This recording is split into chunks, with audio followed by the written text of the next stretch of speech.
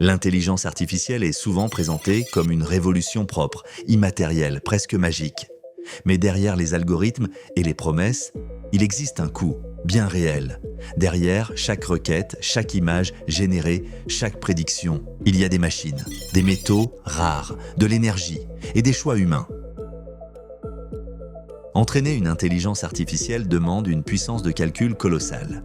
Des centres de données qui consomment autant d'électricité que des villes entières. Pour éviter la surchauffe, ils utilisent des quantités massives d'eau, une ressource déjà sous pression dans de nombreuses régions du monde. L'IA promet d'optimiser l'avenir, mais elle alourdit aussi notre empreinte environnementale. L'intelligence artificielle repose sur une matière première essentielle, la puissance de calcul. GPU, mémoire, serveurs spécialisés. Cette demande explosive fait grimper les prix. Les composants deviennent rares et l'accès à l'IA se concentre entre les mains de quelques acteurs capables d'investir massivement. Cette inflation ne touche pas seulement les entreprises technologiques, elle impacte la recherche, les petites structures, les indépendants. Résultat, une fracture. D'un côté, ceux qui peuvent investir massivement. De l'autre, ceux qui restent à la traîne.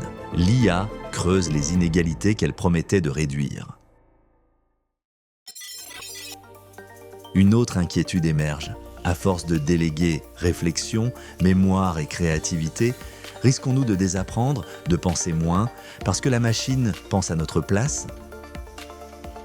L'IA simplifie, elle accélère, mais elle peut aussi encourager une forme de paresse cognitive, une dépendance douce, presque invisible. Pour certains, la frontière entre réel et artificiel devient floue.